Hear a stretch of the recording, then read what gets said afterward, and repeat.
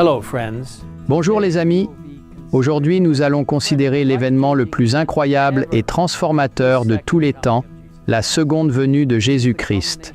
C'est l'aboutissement de tous les espoirs des croyants à travers les millénaires. En décrivant cet événement glorieux, le prophète Ésaïe a écrit « Et il sera dit en ce jour-là, voici notre Dieu, nous l'avons attendu, et il nous sauvera. C'est l'Éternel, nous l'avons attendu, nous nous réjouirons et nous nous réjouirons de son salut. » Dans le psaume 50, verset 3, nous lisons « Notre Dieu viendra et ne restera pas silencieux. Un feu dévorera devant lui, et il sera très tempétueux tout autour de lui. » Alors qu'il était sur terre, Jésus dit à ses disciples, « Je vais vous préparer une place, et si je vais vous préparer une place, je reviendrai et vous recevrez auprès de moi, afin que là où je suis, vous y soyez aussi. » Il répète cette promesse avec urgence dans l'Apocalypse, chapitre 22, en disant au verset 7, « Voici, je viens bientôt. Heureux celui qui garde les paroles de la prophétie de ce livre. » Au verset 12, « Et voici, je viens bientôt, et ma récompense est avec moi, pour rendre à chacun selon son œuvre. » Et enfin, au verset 20, « Certainement, je viens bientôt. » Et pourtant, à quelle vitesse est rapide? De notre point de vue humain, surtout dans le monde d'Instagram d'aujourd'hui, tout ce qui est moins que instantané est lent. Les adventistes prêchent la seconde venue du Christ depuis 180 ans, ce qui peut sembler une éternité pour certains. Découragés, certains ont perdu leur sentiment d'urgence quant à la seconde venue du Christ, qui devrait imprégner chaque aspect de la vie adventiste du 7e jour. Cela ne devrait cependant pas nous surprendre. Nous lisons dans 2 Pierre, chapitre 3, versets 3 à 7, « Des moqueurs viendront à la fin des temps, marchant selon leurs propres désirs et disant, « Où est la promesse de son retour? Car depuis que les pères sont morts, tout continue comme depuis le début de la création. » Maintenant, Pierre souligne que ces moqueurs oublient volontairement que Dieu a créé les cieux et la terre et qu'il y a eu un déluge mondial. Il avertit ensuite que tout sera un jour détruit par le feu. Le passage continue en donnant des instructions importantes et des encouragements à ceux qui croient. Bien-aimés, n'oubliez pas cette chose, qu'avec le Seigneur, un jour est comme 1000 ans et 1000 ans comme un jour.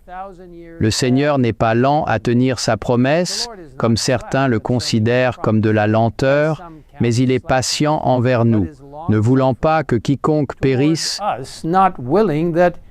mais que tous parviennent à la repentance. Vous voyez, le passage nous exhorte, puisque la terre et toutes les choses qui s'y trouvent seront détruites, à réfléchir à quel genre de personnes nous devrions être dans une conduite sainte et une piété, attendant et attend la venue du jour de Dieu. Par conséquent, bien-aimés, en attendant ces choses, efforcez-vous d'être trouvés par lui dans la paix, sans tache et irréprochable. Quel appel nous avons! Rester proche du Seigneur et lui permettre de nous guider alors que nous avançons avec impatience vers sa venue. Le livre des Hébreux nous encourage. Ne rejetez pas votre confiance, qui a une grande récompense, car vous avez besoin de persévérance, afin qu'après avoir fait la volonté de Dieu, vous receviez la promesse. Encore un peu de temps, et celui qui vient viendra, et il ne tardera pas. Le juste vivra par la foi, mais s'il se retire, mon âme ne prend pas plaisir en lui. Mais nous ne sommes pas de ceux qui se retirent pour la perdition, mais de ceux qui croient pour le salut de l'âme.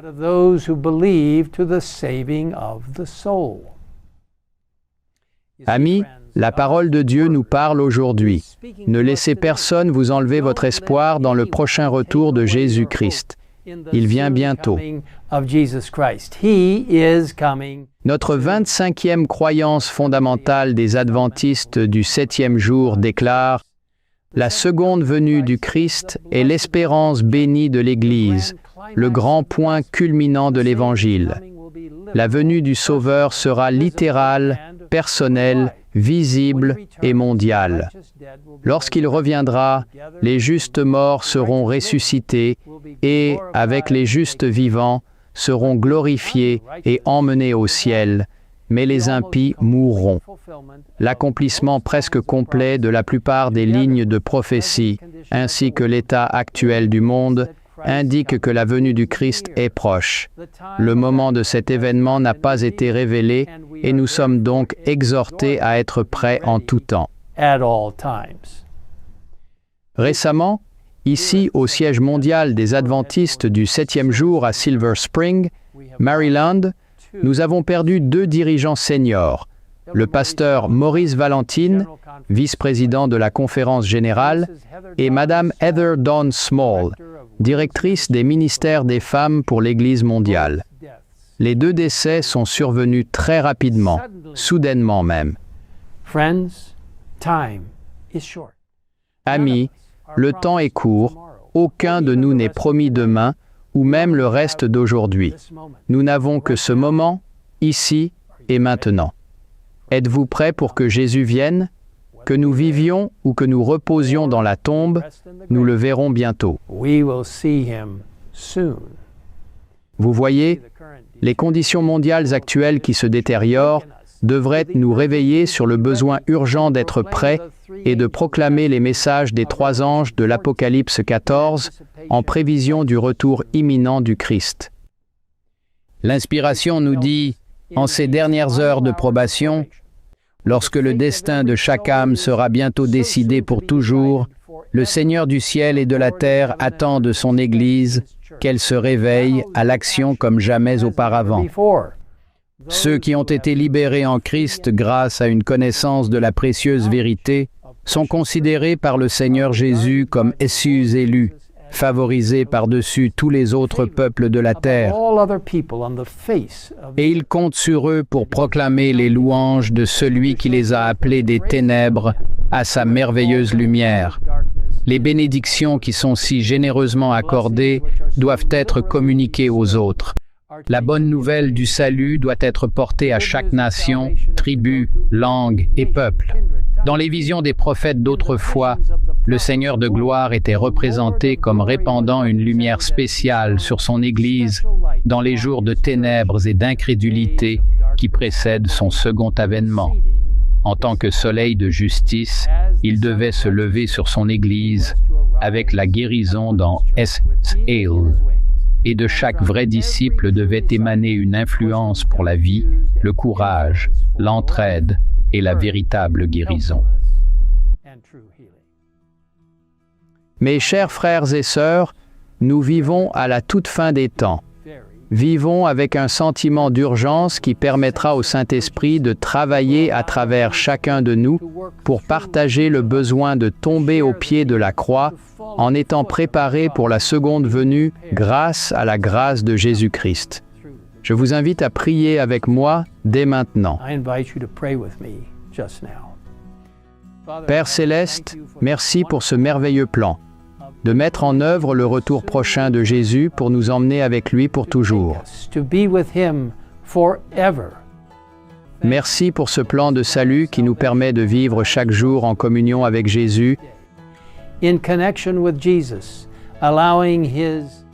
permettant à sa justice justifiante et sanctifiante de travailler en nous et à travers nous.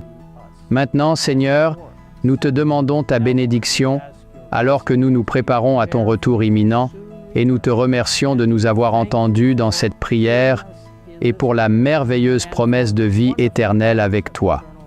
Tout cela, nous te le demandons au nom de notre puissant Sauveur et Roi à venir, Jésus-Christ. Amen. Amen.